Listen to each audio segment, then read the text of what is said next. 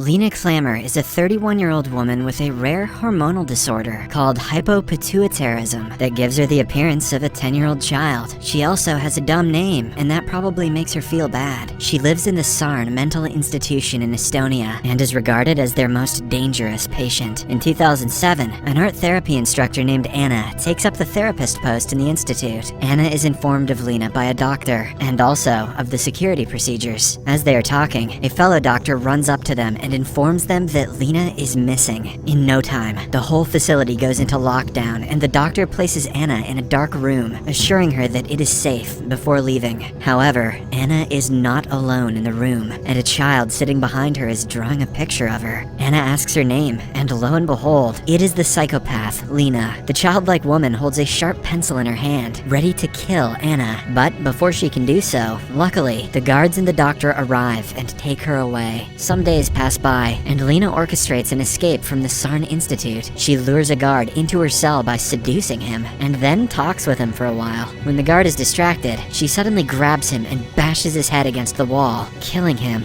Serves him right for being seduced by a 10-year-old. Then she sneaks her way out of the facility with the help of her psychotic friend, Editi. Editi takes down one of the guards standing near the front entrance in exchange for a piece of candy. It turns out that Lena had already planned everything, revealing that she is not only dangerous, but also a genius. She has tracked Anna's movements in the facility and knows the exact time she departs. Shortly after, she approaches Anna and pretends to run off into the woods so that Anna will leave her car unattended and run into the facility to inform the doctors. The plan works, and when no one is around, Lena sneaks into the trunk of Anna's car and remains hidden. Inside the facility, Anna informs the doctor about what she just saw, and the latter reassures her that the situation will be handled by the police. Anna then returns home without realizing that Lena is hiding inside her trunk. When she arrives home, the little psychopath also follows her inside. There, Lena greets Anna with a crowbar to the head, knocking her out. Afterwards, Lena goes up to Anna's study and uses her computer. She looks up missing American girls and finds one that she bears resemblance to. It is about a girl named Esther Albright who went missing in 2003. Confident, Lena dresses up in Anna's clothes, and as she is about to leave, she realizes that Anna has woken up. The poor woman begs for mercy, but Lena picks up the crowbar and bludgeons her to death. Later at night, the crazy girl heads to a park and pretends as though she is lost. Soon, an Estonian police officer approaches her and inquires if she is okay. Lena introduces herself as Esther Albright and claims that her parents are in the United States. The scene then cuts to Darien, Connecticut, where wealthy artist Alan Albright and his philanthropist wife Trisha are attending their son,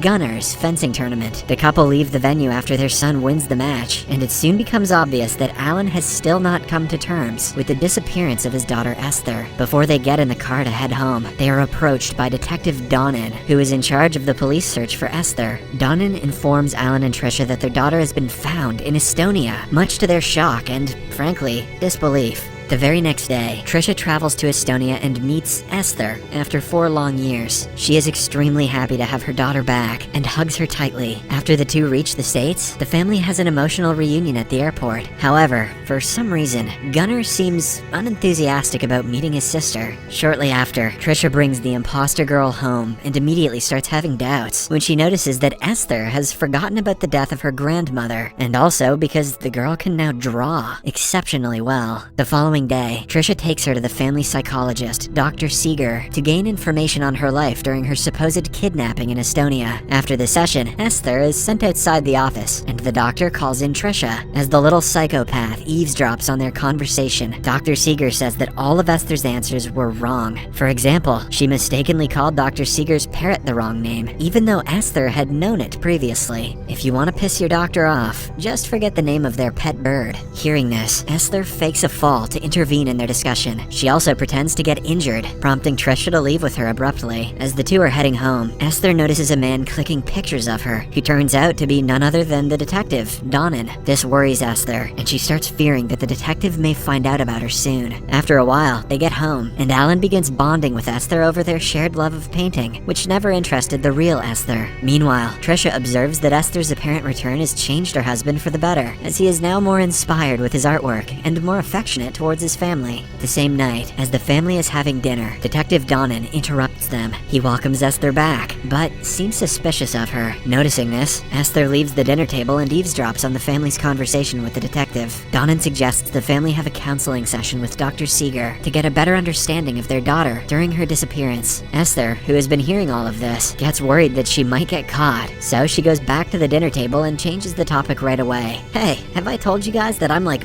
30 years old? Later at night, she plots to run away, thinking that Donnan is onto her, but reconsiders when she gets the idea that she can seduce Alan into a romantic relationship. Oh god. In the next scene, Trisha and Alan are getting ready to attend a party. As they get romantic inside their room, Esther spies on them and rips Trisha's dress out of jealousy. Afterwards, the couple leaves Esther home alone with her brother Gunnar, but instead of spending time with his little sister, Gunnar organizes a backyard party and invites several friends. Esther also joins the party, and when Gunnar behaves bluntly towards her, she responds by talking back to him rudely. Suddenly, Detective Donnan arrives at the Albright home. Gunnar answers the door and requests that he leave, as he's trying to have a party. However, Donnan insists on using the bathroom. When Gunnar agrees, he enters Esther's room and starts searching through it. He even steals a vinyl record from there, which has Lena's fingerprints on it. As he is leaving, Esther finds out that he has taken the record from her room and decides to follow him. Meanwhile, Alan and Trisha return home. The latter calls Esther but gets no response, so she heads to her room. Before tailing Donnan, Esther had turned on the shower to make it seem like she was in the bathroom. Assuming that Esther is taking a shower, Trisha takes the opportunity to search through a keepsake Bible that the little girl brought with her from Estonia. To her surprise, Trisha finds defaced family photos of her and Alan, an address for Detective Donnan, and a stamp identifying the Sarn Institute. Back at Donnan's place, he verifies that the fingerprint lifted from the record does not match Esther's. Suddenly, he feels a weird presence, as if someone is lurking in the shadows, and when he turns around, Esther starts stabbing him repeatedly. But as she is about to finish the detective off, Trisha appears out of the blue, but instead of helping the detective, she shoots him dead.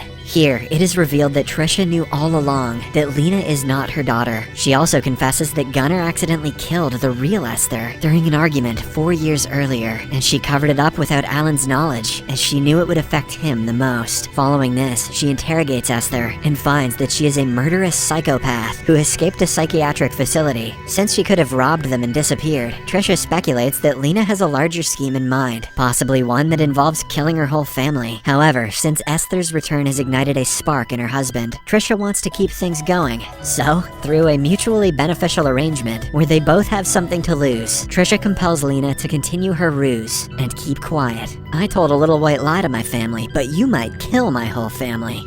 Yeah, we're about even here. Afterward, the two throw Donnan's body down the same well where Trisha disposed of the real Esther 4 years ago. After returning home, Trisha privately tells Gunnar what is really going on, and he too agrees to go along with the plan. Over the course of the next few weeks, Trisha coaches Lena on how to fool Dr. Seeger, as well as family friends, to convince everyone that she is the real Esther. However, the little brat could care less and refuses to be bossed around. Eventually, Trisha gets fed up with her antics and decides to kill Lena by feeding her a poisoned pasta, but the plan hits a roadblock when Lena learns that Alan is going on a business trip without her, prompting her to throw a tantrum and leave the dinner table without eating. Later, Lena gives the food to a rat that lives in her room, and a few days later finds that the rodent has died. With this, she quickly deduces that it is Trisha's work, or maybe that Trisha is a shit cook, and decides to take revenge. The next day, Lena retaliates by tricking Trisha into sipping on a smoothie containing the dead mouse. As days pass by, Lena and Alan spend more time with each other, so her infatuation towards him grows even more. One day, Trisha, Gunnar, and Lena go to a train station to see Alan off on a business trip. There, Lena attempts to kill Trisha and her son by pushing them in front of a moving train. But luckily, her plan is foiled when she is interrupted by a passing commuter. As soon as Trisha realizes this, they leave the station with the intent of killing Lena once and for all. Lena pepper sprays Gunnar, hijacks Trisha's car, and flees. She then plays a song and smokes a cigarette whilst in the car. Little did she know that Trisha has called the cops on her, and that they are already on her tail. In no time, she gets pulled over by a cop, who forces her to return home. Now, Trisha and Gunnar are hell-bent on killing Lena, as at this point, she has become too much of a nuisance to have around. Trisha plans on slitting Lena's wrists and making her death look like self-destruction, caused by the trauma she experienced during the years she was missing. Shortly after, she leaves Gunnar to take care of Lena, thinking that he can handle her. However, things don't quite go according according to plan, as the crazy girl breaks free from Gunnar and ends up murdering him with his own fencing sword.